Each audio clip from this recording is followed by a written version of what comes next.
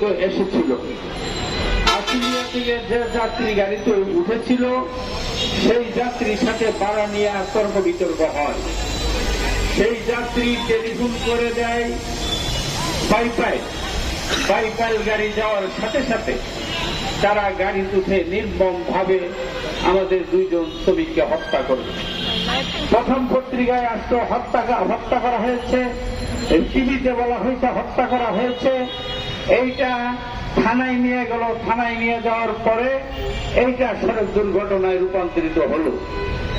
আমরা এই বিষয়টা নিয়ে পরিষ্কার করে বলতে চাই, যারা এখনো কি রিপোর্ট আসছে জানি না, তবে আমরা আমাদের সামনে হাজার হাজার মানুষের সামনে পিটিয়ে হত্যা করা হয়েছে।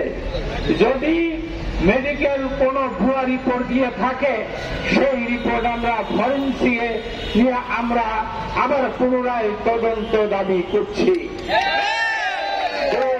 হচ্ছে এইটা নিয়ে আজকে মিরপুর আঞ্চলিক নেতৃবৃন্দ এবং আমের শ্রমিকদের সহযোগের আজকের এই প্রতিবাদ সমাবেশ আগামীকাল সকাল 10টায় ফেডারেশনের ঢাকাস্থ বেসিক ইউনিয়নে সেখানে সভা আহ্বান করা হয়েছে।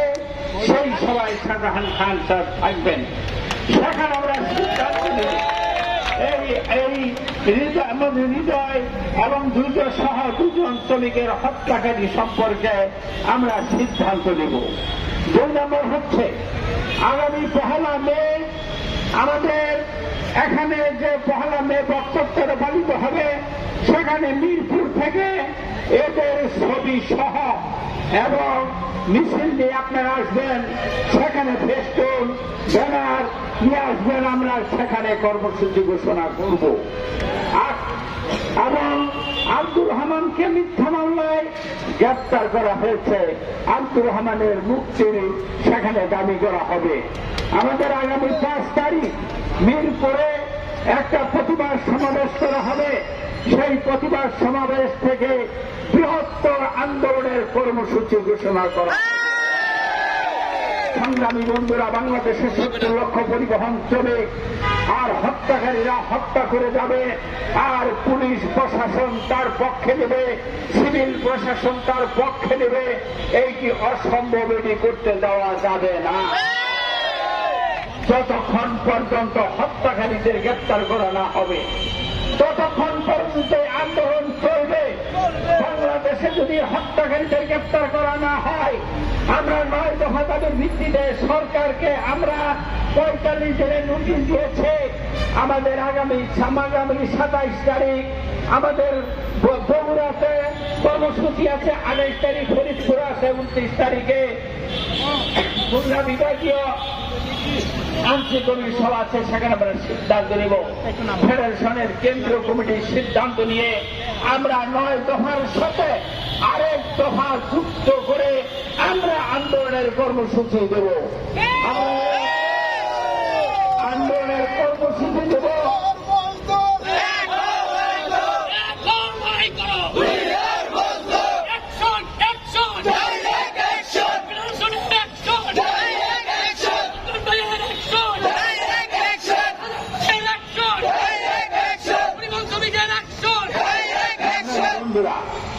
গতকালকে দীর্ঘক্ষণ পর্যন্ত আমাদের ফেডারেশনের সভাপতি, আওয়ামী লীগের প্রেসিডিয়াম সদস্য, সাবেক নৌ পরিবহন মন্ত্রী মহোদয়ের সাথে আমার কথা হয়েছে। আজকের এই সভার কথা তাকে জানিয়েছি। আগামীকালের ফেডারেশন সভায় থাকবে। একটা কথা আজকে পরিষ্কার করে বলতে পারি, এই হত্যাকাণ্ড নিয়ে কোন তাল বাহানা করা হলে, প্রকৃত আসামিদের গ্রেপ্তার করা না হলে সারা বাংলাদেশের পরিবহনের চাকা ঘুরবে না। 9 দফা দাবির মতন আমাদের দেশের সরকার 13-14 সালে আমরা একমাত্র রাস্তায় ছিলাম এই পরিবহন শ্রমিকরা। সেদিন অনেকেই বাসায় পালিয়েছিলেন সরকারের পতন হবে বলে। আমরা সিনেমার পুলিশ ছিল, আমাদের 92 জন শ্রমিক জীবন দিয়ে গণতান্ত্রিক ব্যবস্থাকে চালু রেখেছে। আমাদের উপর পরিচিত হামলা হয়েছে, জবা শিবিরে হামলা হয়েছে, পুলিশকে হত্যা করা হয়েছে, আমাদেরকে হত্যা করা হয়েছে, তার বিচার আদৌ আমরা পাই নাই। পর্যন্ত শ্রমিকের হত্যাকাণ্ডের বিচার আমরা পাই নাই, আমাদেরকে সেই বিচারের আশ্বাস দিয়ে বিচার করা হয় নাই। আগামী দিনে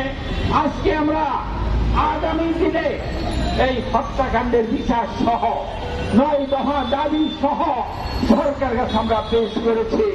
যদি সেই দাবি মানা না হয়, আমরা যেভাবে গণতান্ত্রিক ব্যবস্থাকে চালু রেখেছিলাম তেমনি সারা বাংলাদেশের গাড়ির চাকা অচল করে দিয়ে আমাদের।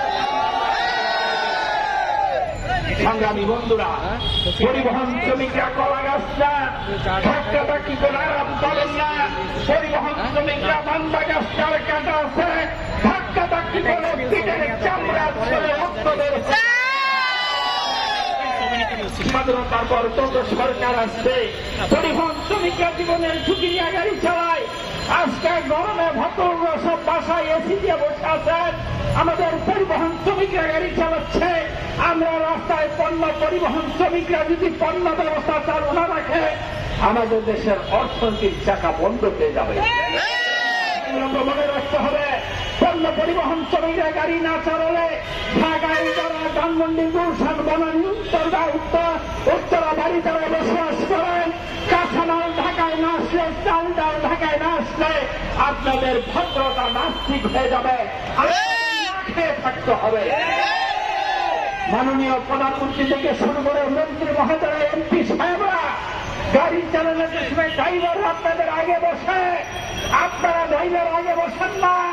চালকদেরকে আপনারা গুরুত্ব দেন না, চালকের দাবি আপনারা মানেন না, চালকদেরকে কথায় কথায় অত্যাচার নির্যাতন করে হত্যা করেন। আমরা সেই বিষয়গুলো নিয়ে আজকে আপনাদের সামনে হাজির হয়েছে। 5 তারিখে আমরা ওখানে কর্মসূচি ঘোষণা করব, 1 তারিখে কর্মসূচি ঘোষণা করব। ঢাকায় সমস্ত ব্যক্তিগুলোর নিয়ে এই প্রেস ক্লাবের সামনে আমরা সমাবেশ করব। সেই সমাবেশে আমরা সরকারকে আলটিমেটাম দেব।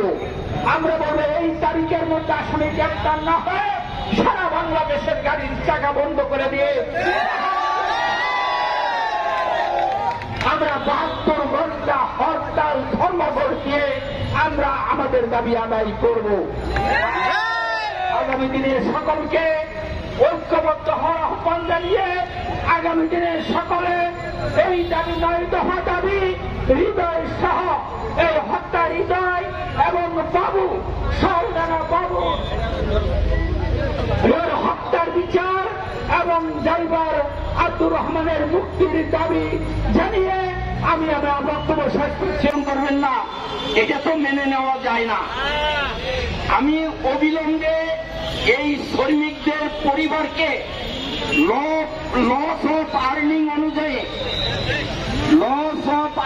অনুযায়ী ক্ষতিপূরণ এবং তাদের পরিবারকে পুনর্বাসন করা এবং যারা এই হত্যাকাণ্ডের সঙ্গে জড়িত তাদের উপযুক্ত শাস্তি দিয়ে বিচার করে উপযুক্ত শাস্তি দেওয়া, এই অনুরোধ সরকারের কাছে এবং মিডিয়ার ভাইদের কাছে, পুলিশের কাছে উদাত্ত আমার আহ্বান।